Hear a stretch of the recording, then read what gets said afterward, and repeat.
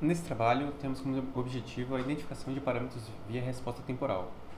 Assim, com o auxílio do software Coppelia, que é esse software representado aqui, a gente consegue rodar um sistema massa-mola e pegar a resposta temporal e obter alguns parâmetros desse sistema, como sua constante K, sua massa M, como sua constante de amortecimento, coeficiente de amortecimento B e tudo mais.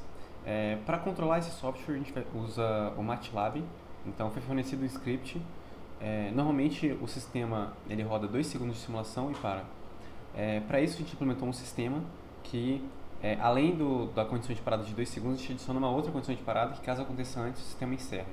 Essa condição é caso um termo tal chamado ZI-1 comparado com o seu termo anterior, que é o ZI-2, for menor que 10 a menos 5. Isso quer dizer que a precisão já está muito boa, a variação foi muito pequena, então já pode parar o sistema e não precisa mais rodar. Então, assim a gente fez duas simulações,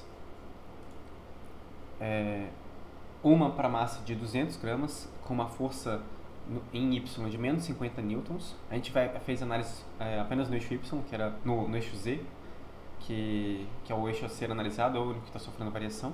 Então a gente aplicou uma força no eixo Z de menos 50 newtons, e primeiro com uma massa de 200 gramas, e rodou esse sistema. A gente vê que a gente obtém alguns picos, então a gente caracterizou, a gente obteve os pontos de cada pico para essa simulação de 200 gramas, e a mesma coisa para a simulação de 300 gramas. Assim a gente obteve essa tabela acima com cada ponto. Esses pontos vão ser importantes para a gente tirar os nossos parâmetros. E como a gente faz esses parâmetros? A gente tem uma equação, uma forma canônica da equação de segunda ordem, que é dada aqui. A gente consegue fazer a função de transferência dela, que é dada dessa forma. Assim, sabendo umas posições iniciais ou outros pontos, como a gente tem de cada pico, valor de y e de x, a gente consegue aplicar na equação e obter relações matemáticas que relacionam esses termos com parâmetros que caracterizam, por exemplo, o xi, como o nosso ωn.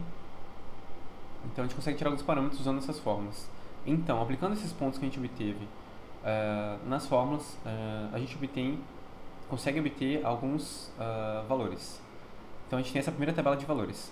Para a simulação de 200 gramas, a gente obtém o QC de 0,2390, WD de 31,4159 e WN de 32,3534. A mesma coisa, com as mesmas equações, a gente obtém a outra tabela, com os outros valores, para a simulação 2.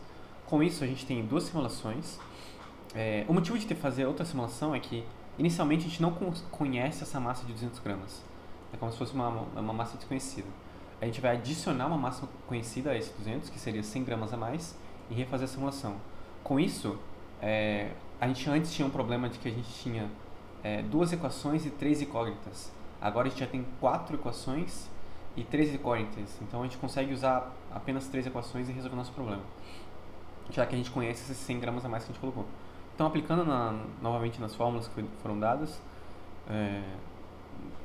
nessas 3 equações, a gente obtém os valores de M. Esses foram os valores obtidos.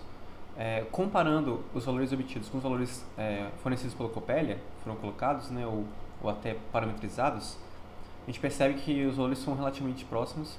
A massa apresentou uma diferença de 6,5%, a constante da mola K foi de 9,8%, e o XI, o B, calculado para o primeiro XI, foi de 9,79%. A gente vê que foi relativamente bom. Alguns fatos podem caracterizar essas diferenças, principalmente pelos... a gente tem poucos picos, então a gente tem, nesse caso, 3 picos. Se a gente tivesse mais picos, seria melhor para a gente obter um resultado mais preciso. Além do mais, a precisão, você vê que ele não está exatamente no pico, porque a gente não tem todos os pontos. Se a gente aumentasse a amostragem, teria um resultado talvez mais preciso, mais adequado. E esses são os fatores que podem interferir, que podem dar esse fato, mas considerando isso, a gente acredita que os resultados foram satisfatórios. Os vídeos de cada simulação estão apresentados nos links abaixo. Essa é para massa de 200 gramas. E essa é para massa de 300 gramas.